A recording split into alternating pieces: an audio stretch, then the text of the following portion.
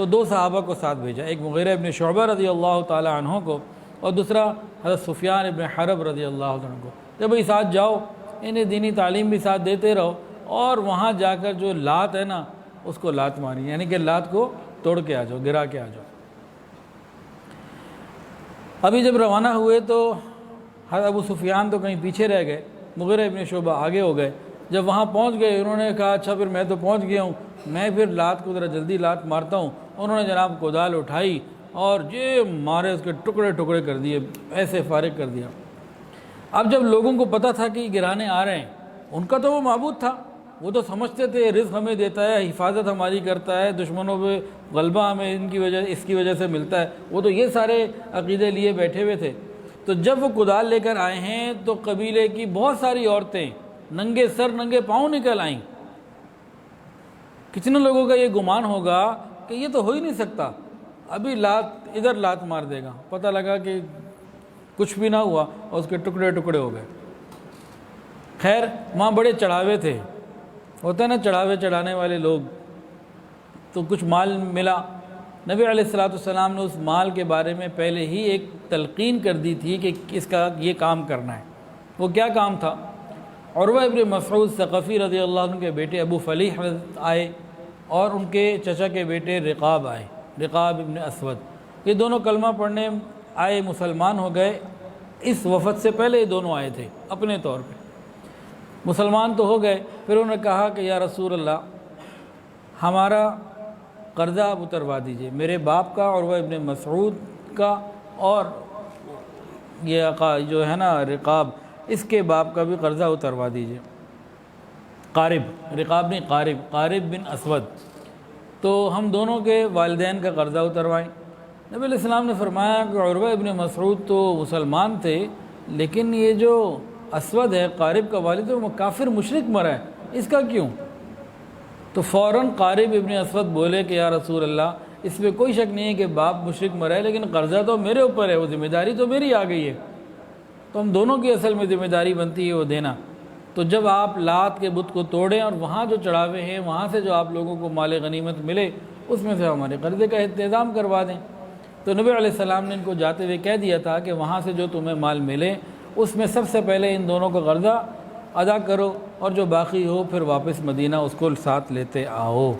تو یہ لوگ جب گئے اور اس کے بعد انہوں نے وہاں سے جو مال جو چڑھاوے تھے سب جمع کیے، تو ان دونوں کا قرضہ اتارا، اور جو باقی مال تھا وہ نبی علیہ السلام کے پاس مدینہ طیبہ لے آئے۔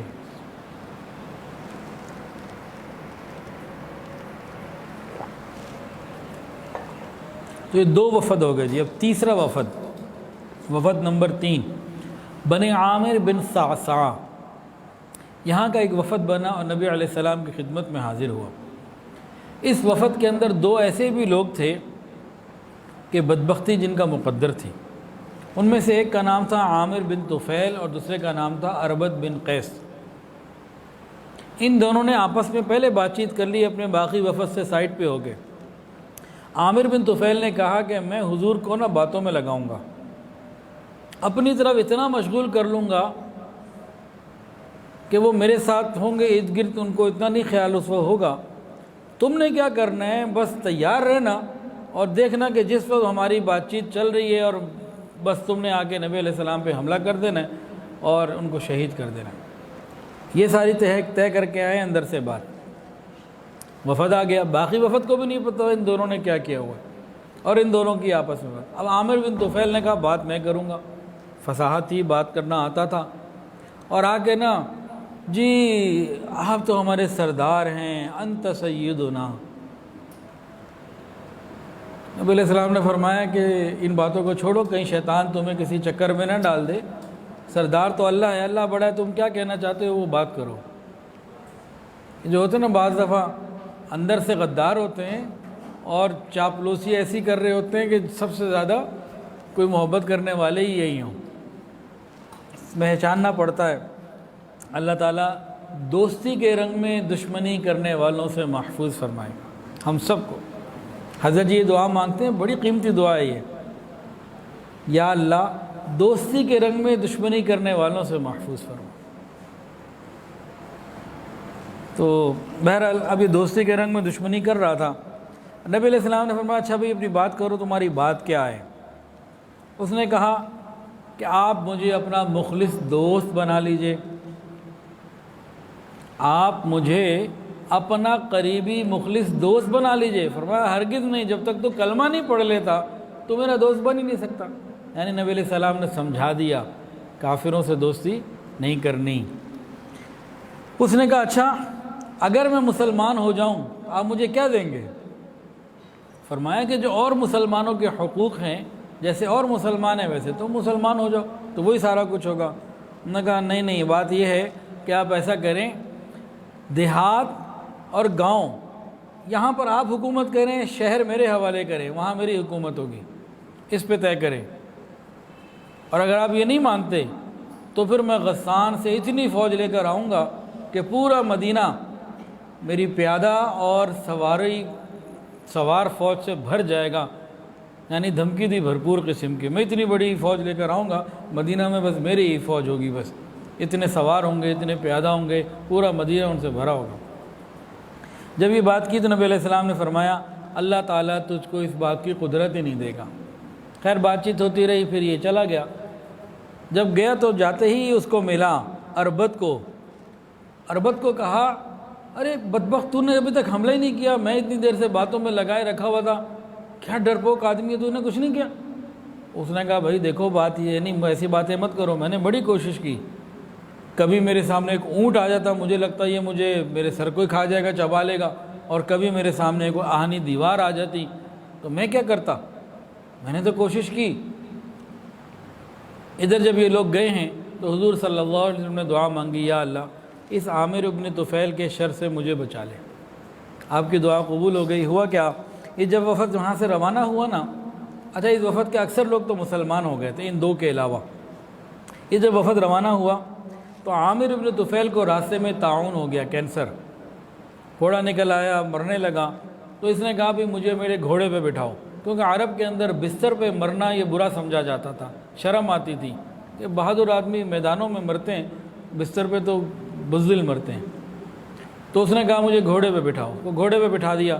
جب گھوڑے پہ اس حالت میں وہ بیٹھا ہے، بیمار تو ہو چکا تھا، کہنے لگا یا ملک الموت، اے ملک الموت میرے سامنے آؤ، بار بار یہ کہتا رہا، اسی طرح گھوڑے سے گرا، مرا اور واصل جہنم ہوا۔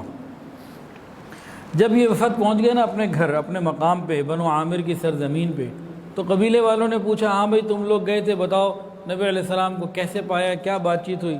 یہ جو دوسرا تھا نا اربد، جو پیچھے تیار تھا کہ میں حملہ کروں گا، کوشش بھی کی، اس نے کہا جی مجھے تو ان پہ آج میرے سامنے آئے، میں تینوں کی بوچھاڑ کر دوں، ابھی ان کو جو ہے یہ کر دوں، وہ کر دوں، وہ تو برے ہیں، فلاں ہیں، ایسے ہیں۔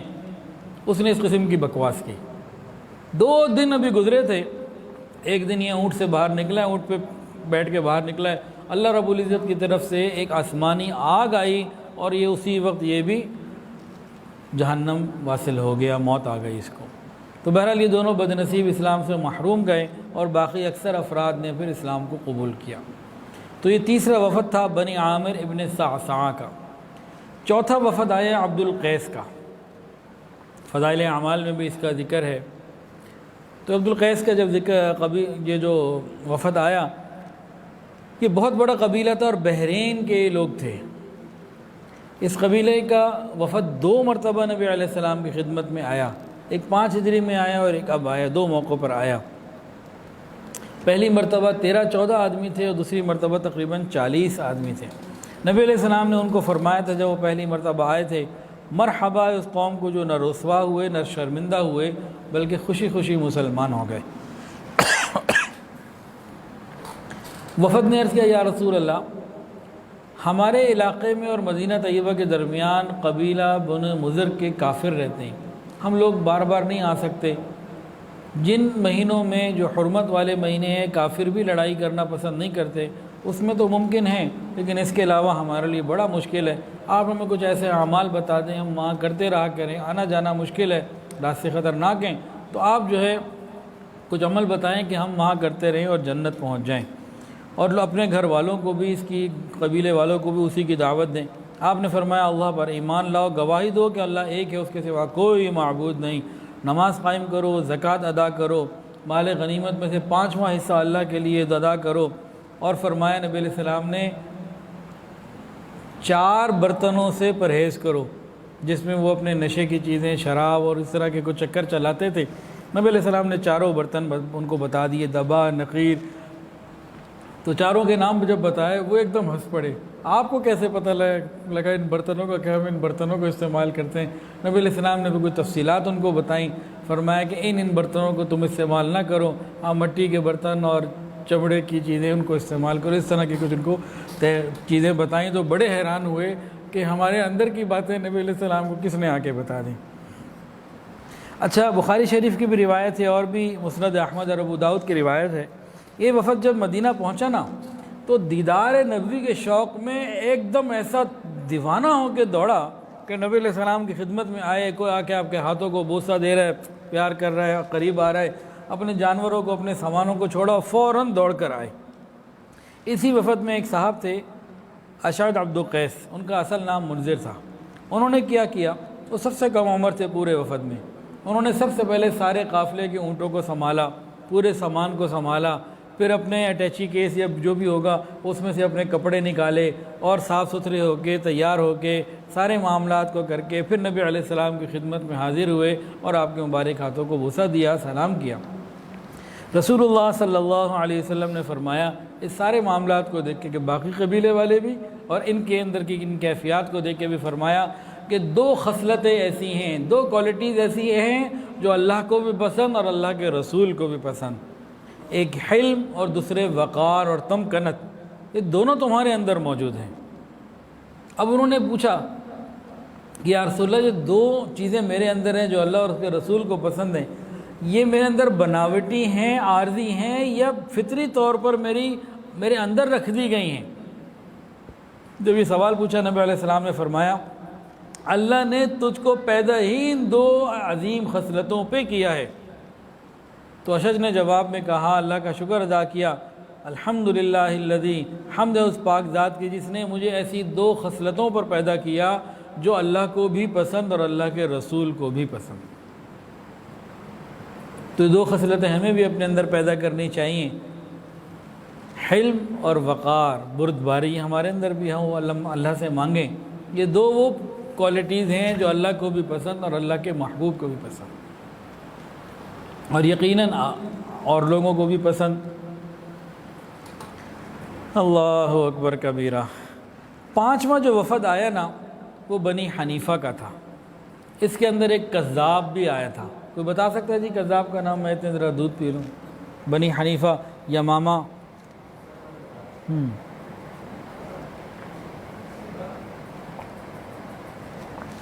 کذاب کا مطلب کیا ہے جی؟ جھوٹے کو کہتے ہیں۔ بنی حنیفہ کا وفد آیا، تقریباً 80 لوگ تھے۔ نبی علیہ السلام نے ایک مکان میں ان کو ٹھہروایا، انتظامات کیے، مہمان نوازی، سارا کچھ۔ تو اسی میں ایک بہت ہی مشہور آدمی بھی تھا، مسیلمہ کذاب، دجال تھا، وہ پورا جھوٹا۔ یہ 9 ہجری میں آیا اور مسجد نبوی شریف میں آپ کی خدمت میں نہیں آیا، یہ مدینہ آیا، مدینہ کئی دن رہا، پورا وفد رہا، یہ بدبخت بھی رہا، لیکن غرور اور تکبر اتنا تھا اس کے اندر، نبی علیہ السلام سے ملنے نہیں آیا۔ خیر نبی علیہ السلام اس سے ملنے گئے، جہاں اس کو ٹھہرایا ہوا تھا، اس کا خانے سارے انتظامات تھے، وہاں گئے ملنے سے، اور آپ کے ساتھ ثابت ابن قیس ابن شماس رضی اللہ تعالیٰ عنہ بھی تھے۔ خیر نبی علیہ السلام اس کے پاس گئے اور اس سے جب بات چیت ہوئی، سلام دعا کے بعد کہنے لگا، کیا آپ مجھے اپنی خلافت عطا فرمائیں گے؟ آپ اپنے بعد مجھے اپنا قائم مقام بنائیں گے؟ اگر آپ کو یہ شرط منظور ہے تو میں کلمہ پڑھ لیتا ہوں، مسلمان ہو جاتا ہوں۔ حضور کے پاس ایک کھجور کی چھڑی تھی، کہا تو خدا کے بندے میں تجھے چھڑی بھی نہیں دوں گا، تو یہ مانگے گا تو میں تجھے ایک چھڑی بھی نہیں دے سکتا، تو خلافت مانگ رہا ہے، تو چھڑی کا بھی حقدار نہیں ہے۔ پھر نبی علیہ السلام نے فرمایا جو اللہ نے تیرے لیے مقدر کیا ہے وہ تجھے مل کے رہے گا، غالباً تو وہی ہے جو مجھے خواب میں دکھایا گیا۔ پھر نبی علیہ السلام وہاں سے چلے گئے، فرمایا کہ یہ ثابت ابن قیس بیٹھے ہیں، جو تم نے سوال جواب کرنے ہیں ان سے کرو، اور نبی علیہ السلام اس کو چھوڑ کے چلے گئے۔ عبداللہ ابن عباس رضی اللہ تعالیٰ عنہما نے ابو ہریرہ سے پوچھا کہ حضور نے جس خواب کا ذکر کیا ہے وہ خواب تو بتائیے اگر آپ کو پتہ ہو۔ انہوں نے کہا کہ نبی علیہ السلام نے بتایا تھا کہ فرمایا کہ میں نے خواب دیکھا کہ میرے ہاتھوں میں سونے کے 2 کنگن لا کے رکھے گئے، سونے کے 2 کنگن لا کے میرے ہاتھوں میں رکھے گئے، جس سے میں گھبرایا۔ پھر خواب میں مجھ سے کہا کہ ان پہ پھونک مارو، میں نے جب پھونک ماری وہ فوراً ہی اڑ گئے۔ تعبیر اس کی یہ ہے کہ 2 کذاب جھوٹے جو ہے وہ ظاہر ہوں گے، چنانچہ ان میں سے ایک یہ مسیلمہ کذاب تھا اور دوسرا اسود عنسی۔ اسود عنسی جو ہے اس نے بھی نبوت کا دعویٰ کیا اور یہ حضور صلی اللہ علیہ وسلم کے زمانے میں ہی قتل ہوا، جہنم وارد ہوا۔ بلکہ کتابوں میں اس طرح سے لکھا ہے کہ جس وقت اسود عنسی کو قتل کیا گیا، نبی علیہ السلام کو وحی کے ذریعے یہاں فوری طور پر خبر دے دی گئی۔ نبی علیہ السلام کے پردہ فرما جانے سے 1 دن 1 رات قبل یہ مارا گیا اور قاصد بعد میں پہنچا۔ اللہ کے نبی کو وحی کے ذریعے پہلے سے خبر دے دی گئی۔ اور دوسرا تھا مسیلمہ کذاب، جو مشہور جنگ یمامہ میں جس میں 1200 صحابہ شہید ہوئے، جس میں 700 تو بہت بڑے درجے کے تھے۔ تو حضرت ابوبکر صدیق رضی اللہ عنہ کے زمانے میں، اور یہ قتل ہوا تھا حضرت وحشی رضی اللہ تعالیٰ کے ہاتھوں، جہنم واصل ہوا مسیلمہ کذاب۔ خیر اس وقت تو یہ واپس اپنے وفد کے ساتھ چلا گیا۔ پھر جانے کے بعد مسیلمہ کذاب نے نبی علیہ السلام کو ایک خط لکھا، اس میں یہ بدبخت لکھتا ہے من مسیلمہ رسول اللہ الی محمد الرسول اللہ۔ یہ بدبخت لکھتا ہے کہ مسیلمہ جو خدا کا رسول ہے، محمد الرسول اللہ کی طرف یہ خط لکھتا ہوں، پس میں تیرے ساتھ کام میں شریک کر دیا گیا ہوں۔ آدھی زمین میرے لیے، آدھی آپ کے لیے، قریش والوں کے لیے، لیکن قریش والے انصاف نہیں کرتے۔ نبی علیہ السلام کو یہ خط لکھا، رسول اللہ صلی اللہ علیہ وسلم نے اس کا جواب لکھا، لکھا بسم اللہ الرحمن الرحیم من محمد الرسول اللہ الی مسیلمۃ الکذاب۔ کذاب کا لقب اس کو نبوی زبان سے ملا۔ بسم اللہ الرحمن الرحیم من محمد الرسول اللہ الی مسیلمۃ الکذاب، اما بعد فالسلام علی من اتبع الہدی فإن الأرض للہ یورثها من یشاء من عبادی والعاقبۃ للمتقین۔ بسم اللہ الرحمن الرحیم، محمد رسول اللہ کی طرف سے مسیلمہ کذاب کی طرف سلام ہو اس پر جو ہدایت کا اتباع کرے۔ تحقیق زمین اللہ کی ہے، جس کو چاہے اپنے بندوں میں سے عطا فرما دے، اور انجام جو اچھا ہوتا ہے وہ تو خدا سے ڈرنے والوں کے لیے ہوتا ہے۔ پھر 6واں وفد آیا قبیلہ طے کا۔ قبیلہ طے کا ایک وفد آیا، اس میں 15 لوگ تھے اور یہ سارے کے سارے مسلمان ہوئے۔ نبی علیہ السلام نے اسلام پیش کیا، انہوں نے قبول کیا اور بڑی خوشی سے قبول کیا۔ جو ان کا سردار تھا زید الخیل اس کا نام تھا، نبی علیہ السلام نے اس کا نام رکھا زید الخیر۔ اس کے بارے میں، خیل کے بارے میں جو ترجمہ دیکھا تو اس میں یہ تھا، اس کا نام کا مطلب گروہ، مجمع، گروپ۔ تو نبی علیہ السلام نے نام اچھا رکھ دیا۔ اور یہ بھی ملا تحقیق میں کہ اس شخص کے اندر کچھ صفات ایسی تھیں جو ناپسندیدہ تھیں۔ نبی علیہ السلام نے نام زید الخیر رکھ دیا تاکہ بری صفات کے اثرات ختم ہو جائیں۔ اشعث ابن قیس یہ بھی ساتھ تھے۔ یہ لوگ نبی علیہ السلام کی خدمت میں حاضر ہوئے۔ انہوں نے ریشم کے لباس پہنے ہوئے تھے۔ پوچھا کیا تو مسلمان نہیں ہو؟ کہاں مسلمان ہیں؟ پھر ریشم کیسا؟ اسی وقت انہوں نے پھر پھاڑ دیا، سارا ختم کر دیا۔ یہ اشعث ابن قیس جو ہیں نبی علیہ السلام کے پردہ فرما جانے کے بعد مرتد ہو گئے تھے، لیکن خیر بعد میں توبہ طائب ہوئے اور صدیق اکبر رضی اللہ عنہ کے ہاتھ پہ انہوں نے توبہ کیا، دوبارہ مسلمان ہو گئے اور جنگ قادسیہ میں، مدائن میں، جلولہ میں اور نہاوند کے جہادوں میں شریک رہے اور 40 یا 42 ہجری میں کوفہ میں انتقال کیا۔ تو پہلے مسلمان ہوئے، پھر مرتد ہو گئے، بعد میں پھر توبہ طائب ہو گئے، مسلمان ہو گئے، پھر بڑے بڑے جہاد میں شریک رہے اور پھر انتقال ہوا ایمان کے اوپر۔ اس کے بعد ایک 8واں وفد آیا قبیلہ اشعر کا، جس کے مشہور صحابی ہیں ابو موسیٰ اشعری رضی اللہ تعالی عنہ۔ تو یہ اشعریین جو ہے نا، یہ یمن کا ایک بہت معزز اور بڑا قبیلہ تھا، بڑا زبردست ان کا اندر ادب اور طبیعت میں نرمی، رقت قلب، بڑے محبت والے لوگ تھے یہ۔ تو یہ جب نبی علیہ السلام کی خدمت میں آ رہے تھے نا، تو بہت شوق سے آ رہے تھے، بڑے نرم دل کے ساتھ، اور کہتے آ رہے تھے ہم تو کل اپنے دوستوں سے ملیں گے، یعنی حضور صلی اللہ علیہ وسلم سے ملیں گے، آپ کے ساتھیوں سے ملیں گے، بڑے شوق کے ساتھ آ رہے تھے۔ وہی کے ذریعے آپ کو اطلاع ہو گئی، نبی علیہ السلام نے صحابہ کو خبر دی ایک جماعت آ رہی ہے جو بڑی رقیق القلب ہے، بڑے نرم دل کے لوگ ہیں۔ تو وہ جب پہنچ گئے، نبی علیہ السلام نے تعارف کروایا کہ بھئی یہ لوگ آ گئے، یہ لوگ بڑے دل کے نرم ہیں، یعنی سختی ان کے دلوں میں بالکل نہیں ہے، حق کو قبول کر لیتے ہیں اور سختی ان کے اندر ہے ہی نہیں۔ اور یہی نرمی جو دل کی ہے یہ ایمان اور حکمت کو لینے کا ذریعہ بن جاتی۔ اصل میں دل کی دو کیفیات ہیں، ایک سختی والی، شقاوت اور قساوت والی، اور ایک نرمی والی، رقیق القلب ہونا۔ تو جس کا دل نرم ہوتا ہے یہ ایمان اور حکمت کو جلدی قبول کرتا ہے، جو سخت اور پتھر دل ہوتے ہیں یہ رد کر دیتے ہیں۔ تو یہ نرم دل ہونا یہ اللہ کی بڑی نعمت ہے۔ اللہ تعالی ہم سب کو نرم دل عطا فرمائے۔ یہ لوگ چونکہ بکریاں پالتے تھے تو نبی علیہ السلام نے ارشاد فرمایا سکون اور اطمینان اور وقار اور تواضع یہ بکری پالنے والوں میں ہوتا ہے، اور فرمایا فخر اور دوسرے کو حقیر سمجھنا یہ اونٹ پالنے والوں کے اندر آ جاتا ہے۔ کیا مطلب؟ جانوروں کی صحبت میں بھی اثرات ہوتے ہیں، پھر نیک لوگوں کی صحبت میں کتنے اثرات ہوں گے۔ خیر، وفد جب حاضر ہوا تو انہوں نے بڑے محبت کے ساتھ بڑی دو پیاری باتیں کہیں کہ یا رسول اللہ، اسلام تو قبول کر لیا، اب ہم اس لیے حاضر ہوئے کہ تفقہ فی الدین حاصل کریں، دین کے اندر گہری سمجھ حاصل کریں، ایک ہمارا مقصد آنے کا یہ، اور دوسرا کہ اللہ تعالیٰ نے جو زمین آسمان کو بنایا اس کی ابتدا کیسے ہوئی، آغاز کیسے ہوا، کچھ ہمیں اس بارے میں بھی کچھ بتائیں۔ یہ دو مقصد ہیں ہمارے آنے کے۔ کلمہ تو پڑھ لیا، ایک تو دین کی صحیح سمجھ گہرائی ہمیں حاصل ہو، اور دوسرا جو تکوین عالم کی ابتدا ہے، یہ کیسے کچھ سارا شروع کیا اللہ نے، زمین آسمان کا نظام، اس کے بارے میں بتائیں۔ تو نبی علیہ السلام نے فرمایا کہ سب سے پہلے تو اللہ کی ذات تھی اور کچھ نہ تھا، ایک اللہ ہی اللہ تھا، اور پھر اللہ تعالیٰ نے جو ہے وہ اللہ نے اپنے عرش کو پانی پہ بنایا، یعنی پانی بنایا، عرش بنایا، اور اس کے بعد پھر اللہ نے زمین آسمان کو پیدا کیا اور ہر چیز کو لوح محفوظ میں لکھ دیا۔ یہاں ایک عجیب بات ہے، اس قبیلے نے آ کے کیا مانگا؟ تفقہ فی الدین، اور تکوین عالم کی ابتدا کے بارے میں تفصیلات پوچھی ہے، کسی اور نے نہیں پوچھی۔ اور ابو موسیٰ اشعری رضی اللہ تعالیٰ عنہ کی نسل میں سے ان میں سے ایک بہت بڑے امام پیدا ہوئے، میں بھی آپ کو نام بتاتا ہوں۔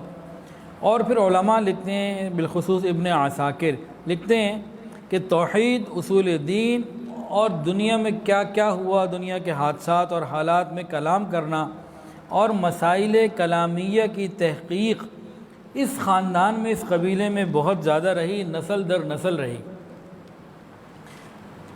دیکھیں ہم کون لوگ ہیں، ہم فقہ میں کن کو مانتے ہیں؟ امام اعظم امام ابو حنیفہ رحمۃ اللہ علیہ کی تقلید کرتے ہیں، ہم ان کے مقلد ہیں۔ کن کے؟ امام اعظم امام ابو حنیفہ رحمۃ اللہ علیہ کے مقلد ہیں فقہ میں۔ لیکن علم الکلام کے اندر ہم لوگ کس کے مقلد ہیں؟ امام ابو الحسن اشعری رحمۃ اللہ علیہ کے۔ یہ علم کلام کے اندر امام ہیں بلا کلام، علم الکلام میں یہ اہل سنت والجماعت کے امام ہیں بلا کلام، ہر آدمی ان کو اپنا امام مانتا ہے اہل سنت والجماعت کا۔ عقائد کے بارے میں جو بنیادی چیزیں ہیں وہ یہ امام ابو الحسن اشعری رحمۃ اللہ علیہ، ہم ان کو مانتے ہیں، اور امام ماتریدی رحمۃ اللہ علیہ کو۔ تو بہرحال تو یہ ان کے بڑوں کی سوچ تھی جو آگے اللہ نے ان کے خاندان میں جاری کی، اور انہی خاندان کا ایک فرد اللہ نے ایسا چنا جو آج اہل سنت والجماعت کا عقائد کے اندر امام ہے، اور ہم بھی ان کے مقلد ہیں۔ ہاں فقہ جو ہے نا وہ امام اعظم امام حنیفہ رحمۃ اللہ علیہ کے ہم مقلد ہیں۔ تو یہ دونوں آپس میں کوئی ٹکراتی نہیں ہے باتیں، یہ بات ایک ہی ہے، اس میں تفصیلات ہیں وہ علماء اس کو سمجھتے ہیں۔ تو بہرحال یہ ہمارے ایک امام ہیں جو اسی قبیلے سے ہیں، جنہوں نے آگے کیا مانگا، کیا کہا کہ ہم تو تفقہ فی الدین چاہتے ہیں۔ اللہ ہمیں بھی طلب اور شوق عطا فرمائے کہ ہم اپنی اولادوں کے لیے تفقہ فی الدین کے طالب بن جائیں۔ 9واں وفد آیا جی ازد کا، قبیلہ ازد کے 15 آدمی آئے جس میں عبداللہ ازدی بھی تھے، یہ آ کے سارے کے سارے مسلمان ہو گئے۔ نبی علیہ السلام نے سرد ابن عبداللہ کو ان کا امیر مقرر کیا اور ان کو فرمایا بھئی واپس جاؤ اور قریب کے لوگوں کے اوپر جو ہے نا مشرکین کے ساتھ جہاد کرو، ان کے ساتھ قتال کرو۔ خیر یہ مسلمانوں کی ایک جمعیت لے کے اپنے علاقے کے قریب ایک شہر تھا جرش، اس کا محاصرہ کر لیا۔ 1 مہینہ گزر گیا، فتح کی کوئی پوزیشن نظر نہیں آئی۔ انہوں نے حکمت سے نہ کیا کیا، یک اچانک محاصرہ ہٹا لیا اور واپس پیچھے ہٹے۔ اندر والے سمجھے کہ بھاگ گئے، ڈر گئے، وہ سارے جناب سارے باہر نکل آئے مقابلہ کرنے کے لیے۔ اور آگے پہاڑ تھا، شکر اس کا نام تھا، جبل شکر۔ جب یہ لوگ وہاں پہنچے ہیں، وہ پیچھے کرتے کرتے شہر والے جرش والے وہاں پہنچے، انہوں نے پلٹ کے حملہ کر دیا اور وہ سارے پھر ہار گئے، بھاگ گئے۔ قبیلے والوں نے جن کا محاصرہ کیا ہوا تھا، جرش والوں نے، انہوں نے دوران محاصرہ اپنے 2 لوگوں کو مدینہ طیبہ بھیجا، جاؤ بھئی حالات کی خبر لے کر آؤ۔ ادھر وہ اندر محصور رہے، ادھر 2 لوگوں کو بھیجا انویسٹیگیشن کے لیے، مدینہ کے حالات، نبی علیہ السلام کی ملاقات وغیرہ کے لیے۔ وہ 2 لوگوں کا جو چھوٹا سا وفد تھا نبی علیہ السلام کے پاس آیا، ملاقات ہوئی، اور نبی علیہ السلام نے سیم ڈے جس دن جبل شکر کے اوپر جرش والے ہار گئے تھے، نبی علیہ السلام کو بھی وہاں ہو رہا تھا سارا معاملہ، آپ نے ان کو اطلاع کر دی کہ دیکھو پیچھے یہ معاملہ ہو رہا ہے۔ اس زمانے میں تو کمیونیکیشن ایسی کوئی نہیں تھی، تو وہی کی اطلاع تھی۔ ان لوگوں نے سنا، بڑے حیران ہوئے۔ پھر واپس جب گئے اپنی قوم کو جا کے جب ملے تو پتہ لگا کہ سیم ڈیٹ وہی واقعہ بھی ہوا جو نبی علیہ السلام سے مدینہ میں سن کر آ رہے ہیں، اور سارے حالات لیے اور انہوں نے جا کے مدینہ کے نبی علیہ السلام کے جب حالات بتائے تو پھر پورا قبیلہ جو ہے وہ نبی علیہ السلام پہ ایمان لے آیا، مسلمان ہو گیا۔ پورا قبیلہ یہ جو جرش کا جو شہر تھا یہ پورا مسلمان ہو گیا۔ اس کے بعد ایک 10واں وفد آیا بنی الحارث کا۔ بنی حارث نجران کے علاقے کا ایک بہت معزز خاندان تھا۔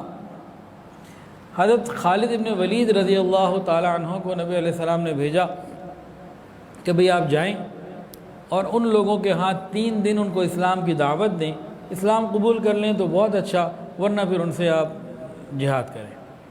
حضرت خالد بن ولید رضی اللہ عنہ تشریف لے گئے، وہاں گئے، انہوں نے جاتے ہی کلمہ پڑھ لیا۔ 3 دن تو دور کی بات، میرا خیال ہے 3 منٹ بھی نہیں لگائے، یوں محاورتاً میں کہہ رہا ہوں۔ اس کے بعد خالد بن ولید رضی اللہ عنہ نے جگہ جگہ قریب کے علاقوں میں وفد بھیجے، مبلغین کو بھیجا، جو جہاں جاتا وہ لوگ کلمہ پڑھ کے فوراً مسلمان ہو جاتے۔ حضرت خالد بن ولید رضی اللہ تعالی عنہ نے یہ حالات نبی علیہ السلام کو لکھ کے بھیجے کہ بھئی یہ معاملہ ہے، یہ خوشخبری ہے۔ نبی علیہ السلام نے فرمایا کہ آپ خود بھی واپس آ جائیں اور ان کے لوگوں کا ایک وفد لے کر آئیں۔ تو خالد بن ولید رضی اللہ تعالیٰ عنہ کے وفد کو لے کے نبی علیہ السلام کی خدمت میں حاضر ہوئے۔ جب یہ وفد کے لوگ آئے ہیں نا نبی علیہ السلام کے پاس، آپ نے ان کو دیکھا تو آپ نے فرمایا من ہؤلاء القوم الذین کأنہم رجال الہند، یہ کیسے لوگ ہیں؟ تو ہندوستان کے جیسے لوگ لگتے ہیں۔ پھر بتایا کہ یہ فلاں علاقے کے لوگ ہیں اور ہم گواہی دیتے ہیں کہ آپ اللہ کے رسول ہیں، اللہ کے سوا کوئی معبود نہیں۔ اور یہ لوگ جو تھے نا بڑے مشہور تھے، بڑے بہادر تھے، ہمیشہ غالب رہتے تھے، یہ مغلوب نہیں ہوتے تھے، دشمن سے ہمیشہ فتح پاتے تھے۔ نبی علیہ السلام نے فرمایا، ان سے پوچھا، آپ نے ان سے وہ بات پوچھی کہ تم کس بنیاد کے اوپر ہمیشہ غالب رہتے ہو، کیا وجہ ہے، کون سی بات ہے؟ تو انہوں نے کئی باتیں کہیں۔ فرمایا، انہوں نے عرض کیا یا رسول اللہ ہم ہمیشہ متفق رہتے ہیں، ہمارے اندر پھوٹ کوئی نہیں، ہم اختلاف نہیں کرتے، ہم آپس میں ایک دوسرے سے حسد نہیں کرتے، ہم ظلم نہیں کرتے، ہم سختی اور تنگی کے حالات میں صبر سے کام لیتے ہیں۔ فرمایا کہ تم سچ کہتے ہو، اور قیس ابن حسین کو ان پر امیر مقرر کیا اور ان کو بھیج دیا۔ اس کے بعد پیچھے نبی علیہ السلام نے ایک صحابی عامر ابن حزم رضی اللہ عنہ کو بلایا، ان کو کچھ تعلیمات دیں اور کہا کہ جاؤ ان کو تعلیم بھی دو اور ان سے صدقات وصول کر کے لے کر آؤ، اور زکوٰۃ صدقات کے جو معاملات تھے، اصول تھے، احکامات تھے، وہ لکھوا دیے، کتاب الصدقات اس طریقے سے ان کو لکھوا کے دے دی۔ تو نبی علیہ السلام سے یہ وفد جو ہے نا شوال یا ذوالقعدہ میں اپنی قوم کی طرف واپس ہوا۔ ان کی واپسی کے بعد نبی علیہ السلام بس 4 مہینے ہی دنیا میں رہے، پھر اس عالم سے رحلت فرما گئے۔ 11واں وفد نبی علیہ السلام کی خدمت میں حاضر ہوا ہمدان۔ یہ یمن کا ایک قبیلہ تھا بہت بڑا۔ نبی علیہ السلام نے سب سے پہلے تو یہاں خالد بن ولید رضی اللہ عنہ کو بھیجا اور فرمایا کہ جاؤ ان کو دعوت اسلام دو۔ حضرت خالد چلے گئے، 6 مہینے وہاں رہے، کسی ایک نے بھی کلمہ نہیں پڑھا۔ نبی علیہ السلام کو اطلاع ہوئی، آپ نے حضرت علی رضی اللہ عنہ کو ایک خط دے کے بھیجا کہ آپ جائیں خالد کو واپس بھیجیں اور جا کے ان کو دین کی دعوت دیں۔ اور حضرت علی گئے، سب کو جا کے جمع کیا اور آپ کا خط جو ہے، آپ کی جو دعوت ہے وہ ساری سنائی، اسلام کی دعوت دی۔ ایک ہی دن میں سارے مسلمان ہو گئے، جو 6 مہینے سے رکے ہوئے تھے تو ایک ہی دن میں سارے کے سارے مسلمان ہو گئے۔ نبی علیہ السلام کو حضرت علی رضی اللہ عنہ نے بذریعہ تحریر رپورٹ بھیجی اور کہا کہ اللہ کا کرم ہو گیا، سارے مسلمان ہو گئے۔ نبی علیہ السلام نے سجدہ شکر ادا کیا اور خوشی اور شوق سے جذبے کے ساتھ کئی مرتبہ فرمایا السلام علی حمدان، السلام علی حمدان۔ نبی علیہ السلام بہت ان کے اسلام لانے سے خوش ہوئے۔ ایک وفد آیا، وفد مزینہ۔ اس وفد کے بارے میں کتابوں میں لکھا ہے کہ یہ 5 ہجری میں ہی آ گئے تھے، بہت ہی جلدی آ گئے تھے۔ اس وقت وفود کا اتنا سلسلہ نہیں تھا، تو یہ 400 لوگ آئے، 400 لوگ آئے اور آ کے کلمہ بھی پڑھا، مسلمان ہو گئے۔ جب ان کے جانے کا وقت ہوا، انہوں نے کہا بڑے غریب ہیں، حالات نہیں ہیں، کچھ وسائل نہیں ہیں، کچھ کھانے پینے کا سامان دے دیں، کچھ توشہ دے دیں، ہمارے پاس تو کھانا نہیں ہے، 400 بندے ہم۔ تو نبی علیہ السلام نے حضرت عمر سے فرمایا، عمر وہ تمہارے پاس کھجوریں پڑی ہیں، ان سب کو دے دو۔ ان کا یا رسول اللہ میں سب کچھ دینے کے لیے تیار ہے، 400 بندے، کھجوریں تھوڑی ان کو پوری ہوں گی نہیں۔ نبی علیہ السلام نے فرمایا ان کو توشہ دو، عمر کھجوروں میں سے ان سب کو توشہ دے دو۔ اب حضرت عمر رضی اللہ عنہ فوراً تیار ہو گئے اور سب کو کہا آ جاؤ۔ 400 لوگ ایک ایک کر کے آتے رہے۔ اس نے کہا مجھے اتنی چاہیے، اس کو اتنی دے دی، دوسرے کہا مجھے اور اتنی چاہیے، اس کو اتنی دے دی۔ ہر آدمی اپنی اپنی مرضی سے مانگتا رہا، اس کو دیتے رہے۔ 400 لوگوں کی سفر کی ضروریات پوری ہو گئیں اور حضرت عمر کی کھجوروں میں سے ایک کھجور بھی کم نہیں ہوئی، وہ پوری کی پوری رہی۔ آقا نے جو فرما دیا پھر جاؤ دو، پھر آگے اللہ تعالیٰ نے برکت ایسی ڈالی کہ حضرت عمر بھی حیران تھے کہ بھی 400 بندوں کو کھجوریں دینی ہے، تھوڑی سی کھجوریں میرے پاس ہیں، ان کو پوری دوں تو انہوں نے تو واپس اپنے مقام پہ پہنچنا ہے، ان کو تو پوری نہیں ہونی۔ تو انہوں نے اس کا ذکر کیا۔ نبی علیہ السلام نے فرمایا کہ بھئی عمر جاؤ اور سب کو کھجوریں دے دو۔ اس کے بعد حضرت عمر بھی آئے، ہاں بھئی کتنی چاہیے؟ وہ دیتے گئے، ادھر سے غیب سے آتی رہیں۔ جنت کے اندر بھی انشاءاللہ ایسے ہی ہوگا، کھاتے جائیں گے چیزیں، نعمتیں اللہ کی کھاتے جائیں گے، کوئی کمی نہیں ہوگی، کوئی شارٹیج نہیں ہوگی۔ اللہ تعالیٰ نے جنت کے بعد مناظر جو ہے وہ دکھائے ہیں دنیا میں۔ خیر، پھر ایک وفد آیا تھا دوست، قبیلہ دوست کا، یہ 7 ہجری میں آیا تھا خیبر کی فتح کے بعد، اور ان کا واقعہ طفیل ابن عمر دوسی رضی اللہ عنہ کے ایمان لانے کے اس میں گزر چکا ہے۔ تو یہ 13 وفد ہو گئے ٹوٹل جو آج بیان ہوئے۔ انشاءاللہ اگلی بدھ کو زندگی رہی، اللہ کو منظور ہوا تو اگلا جو وفد ہے جو 9 ہجری میں آیا تھا، عیسائیوں کا یہ وفد تھا جو نجران سے آیا تھا، جو بہت مشہور واقعہ ہے اور باقاعدہ اس کے اوپر قرآن بھی نازل ہوا، مباہلہ بھی ہوا، بہت کچھ ہوا۔ تو انشاءاللہ زندگی رہی تو اگلی بدھ کو ہوگا۔ وآخر دعوانا ان الحمدللہ رب العالمین۔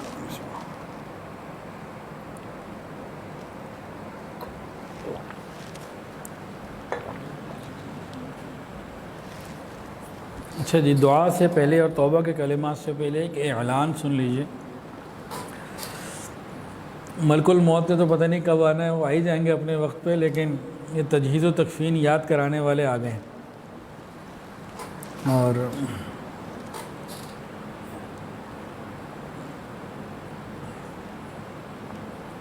اس ہفتے والے دن انشاءاللہ 6:45 بجے کا وقت ہے، مغرب کے بعد، یہاں ہمارے اسی ہیڈ آفس میں ابراہیم اکیڈمی ہے، الکحف ایجوکیشنل ٹرسٹ ہیڈ آفس، یہ ٹاؤن شپ جو ہے، یہاں پہ انشاءاللہ العزیز ایک تجہیز و تکفین ورکشاپ ہو رہی ہے مردوں کے لیے، جس میں سنت کے مطابق کفنانا، غسل دینا یہ سکھایا اور سمجھایا جائے گا۔ تو اس میں ضرور آئیں، ہمیں معلوم ہونا چاہیے کہ کس طریقے سے ان معاملات کو ہمیں کرنا چاہیے۔ موت تو بھئی ہر ایک کو آنی ہے، اور ہر گھر میں جتنے لوگ ہیں اتنی دفعہ یعنی کہ سب کو ہی موت آنی ہے، ہمیں ان چیزوں کو سیکھنا چاہیے۔ ہمارے علم میں یہ بات آئی ہے، جس کے بعد پھر ہم نے شعبہ الحمدللہ الکحف نے قائم کیا، اور لاہور میں ہم یہ سروس دیتے ہیں مردوں کے اندر رہتے ہوئے۔ اگر کہیں کسی کو غسل دینے کے لیے ضرورت ہے وہ ہمارے حضرات سے رابطہ کرے، تو انشاءاللہ العزیز نہلانے کے لیے جو مرد ہیں وہ پہنچ جائیں گے، جو سنت کے مطابق غسل دیں گے، اور پیسے بھی ہم کسی سے نہیں مانگتے، کوئی دے دے اپنی طرف سے وہ الگ بات ہے، لیکن سنت کے مطابق غسل کا ہونا یہ بڑی نعمت ہے۔ آج کل عام طور سے جو لوگ ملتے ہیں غسل دینے کے لیے وہ کمرشل یا پروفیشنل اپروچ رکھتے ہیں، اور سنت سے دور ان کا مطلب ہوتا ہے پیسے کتنے ملنے ہیں، اور اس طرح بلیک میل بھی کرتے ہیں، بہت ساری چیزیں پیسے بنانے بڑھانے کے لیے انہوں نے فضول بھی ایڈ کر دی ہوئی ہیں جو سنت میں نہیں ہیں۔ اور وہ جتنے زیادہ وہ مسالے دار چیزیں دکھائیں گے اتنے پیسے ملیں گے، اتنی ہمارے مردے کی مغفرت ہوگی، شاید یہ کچھ کانسیپٹ بن گئے۔ تو ہمیں صحیح چیز کو سیکھنا اور سمجھنا چاہیے۔ تو انشاءاللہ اس ہفتے کو شام کو مغرب کے بعد یہیں ہیڈ آفس میں تجہیز و تکفین ورکشاپ ہو رہی ہے، تو اس میں بھئی خود بھی آئیں، اوروں کو بھی لے کر آئیں، اور اس پیغام کو زیادہ سے زیادہ وائرل کریں تاکہ ایک بھرپور جو ہے نا یہ کام ہو جائے اور ہم سیکھنے والے بن جائیں۔ اور یہ ایک ورکشاپ تو ہو ہی رہی ہے، پچھلے ہفتے کو ہوئی تھی شاہ جمال میں مسجد میں، تو یہ لگے ہوئے کوشش کر رہے ہیں کہ پورے لاہور میں جو بھی کروانا چاہے کسی بھی مسجد میں پورے لاہور میں وہ ہم سے رابطہ کریں۔ انشاءاللہ العزیز پیسے ہم کوئی نہیں لیں گے، ہماری ٹیم جائے گی۔ اور آج مولانا عبدالرحمن اویسی صاحب نے بھی کہا ان کی مسجد میں بھی انشاءاللہ چند دنوں کے بعد یہ ٹائم طے کر کے ان کے ہاں بھی کریں گے، اویس قرنی مسجد میں۔ تو پورے لاہور میں کہیں بھی کسی نے کروانا ہو تو ہمیں اطلاع مل جائے، رابطہ کر لیں انتظامیہ سے، تو انشاءاللہ العزیز یہ ہم کروانے کے لیے تیار ہیں، تاکہ عوام الناس کو، عام لوگوں کو معلوم تو ہو۔ اپنے سگے ماں باپ کو غسل دینا ہو تو پتہ نہیں ہوتا، تو اس لیے اس کی اہمیت کو سمجھنا چاہیے۔ تو آئیں بھی انشاءاللہ، اور اس دفعہ ان لوگوں نے بعد میں روٹی شوٹی بھی رکھی ہے، تو روٹی تو ہر دفعہ نہیں ہوتی لیکن اس دفعہ رکھی ہے۔ اللہ تعالیٰ آپ سب کو جو ہے نا وہ جزائے خیر عطا فرمائے۔ تو ملک الموت تو جب بھی آئیں گے، میں نے کہا یہ تجہیز و تکفین والوں کا پیغام آپ کو دے دوں، یہ وہ ایک دم بڑے دھروپ کے ساتھ نمودار ہوئے۔ چلیں جی، اب توبہ کے کلمات پڑھ لیتے ہیں اور دعا کر لیتے ہیں۔ ساتھ ساتھ پڑھ لیجئے، بسم اللہ الرحمن الرحیم، لا الہ الا اللہ محمد الرسول اللہ، آمنت باللہ وملائکتہ وکتبہ ورسلہ والیوم الآخر والقدر خیرہ وشرہ من اللہ تعالی والبعث بعد الموت، اشہد ان لا الہ الا اللہ واشہد ان محمدا عبدہ ورسولہ، استغفر اللہ ربی من کل ذنب واتوب الیہ، استغفر اللہ ربی من کل ذنب واتوب الیہ، استغفر اللہ ربی من کل ذنب واتوب الیہ، برحمتک یا ارحم الراحمین۔ دعا کر لیجیے۔ الحمدللہ رب العالمین وصلی اللہ علی النبی الامی الکریم، ربنا ظلمنا انفسنا وان لم تغفر لنا وترحمنا لنکونن من الخاسرین۔ اللہ ہم آپ کے عاجز مسکین بندے ہیں، اللہ ظاہر میں بندے حقیقت میں نہایت ہی گندے ہیں۔ یا اللہ ہمارے دلوں کی گندگیوں کو دور فرما، ہمارے سینوں کو اپنے نور سے منور فرما، ہمارے دلوں کو اپنی یاد سے آباد فرما۔ رب کریم سینوں کو اپنی محبت سے لبریز فرما، خطاؤں سے درگزر فرما، عیبوں کی پردہ پوشی فرما۔ رب کریم اپنی رحمتوں کی پشت پناہی نصیب فرما۔ رب کریم سر کے بالوں سے لے کر پاؤں کے ناخنوں تک نیکی تقوی عطا فرما، حیا اور پاک دامنی والی زندگی عطا فرما، بے حیائی سے محفوظ فرما۔ رب کریم ہماری تنہائیوں کو پاکیزہ فرما، ہماری مجالس کو پاکیزہ فرما، ہماری راتوں اور باتوں کو پاکیزہ فرما، ہماری سوچ کو پاکیزہ فرما۔ رب کریم بہت سارے لوگوں نے دعاؤں کے لیے کہا اور جو کہنا چاہتے تھے نہیں کہہ پائے، اور وہ لوگ جن کا حق ہے کہ ان کے لیے دعائیں کرتے رہا کریں، یا اللہ سب کے لیے خیر کے فیصلے فرما۔ یا اللہ ہم میں اور ہمارے گھروں میں جو بیمار ہیں شفا عطا فرما، جو پریشان ہیں پریشانیوں کو دور فرما، جو مقروض ہیں قرضوں کی ادائیگی کے آسان اسباب اپنی رحمت سے پیدا فرما۔ یا اللہ رکے ہوئے کاموں کا ہونا آسان فرما، یا اللہ رکاوٹوں کو اپنی رحمت سے دور فرما۔ یا الہ العالمین اپنی خاص رحمت سے میرے والدین کو شفاء کاملہ عاجلہ مستمرہ عطا فرما۔ یا اللہ ہم پر رحمت کی نظر فرما۔